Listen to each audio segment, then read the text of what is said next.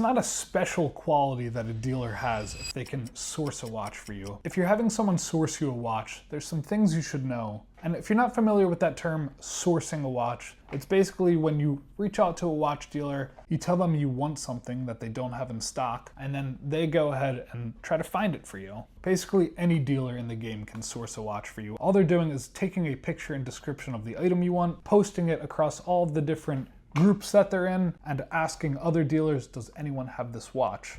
And then when they find it, they take the price that it's offered to them at, they mark it up, and then they offer it to you. But a few things that you want to be confident about are in the ability of the person selling you the watch to properly inspect the watch, because typically the way it works is they'll find the watch you want, you guys make the deal, the seller of that watch will ship it to your dealer will inspect the watch and then pay the seller, and then you'll of course pay the dealer and he'll ship the watch to you. And at that point, it's pretty much a done deal and you can't return the watch. But you're relying on the fact that the person who sold it to you did a great job inspecting the watch to make sure that it's real, that it's got all the original parts, that it works well, any other issues that could have been hiding in it that you would have wanted them to notice. The other aspect of sourcing a watch is typically it will come at a slightly higher price than if you were to go out and find the watch on your own, or if your dealer already had the watch in stock. For instance, say someone asked me to source them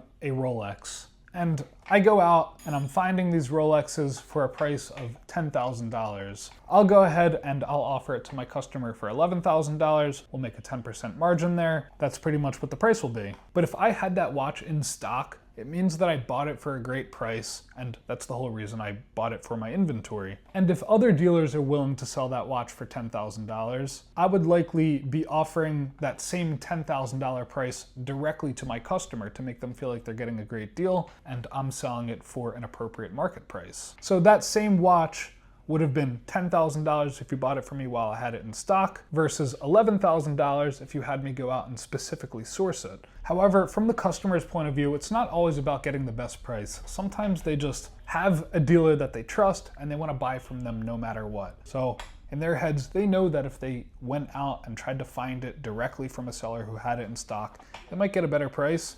But for the premium that they're going to be buying the watch, to source it through their trusted point of contact, it's worth it for them. So the purpose of this video isn't to persuade or dissuade you from sourcing a watch. We get multiple sourcing requests every day and fill tons of those orders. But I just wanted to share a little bit of the behind the scenes of what goes on behind sourcing and just some factors to consider if you are going to go down that route.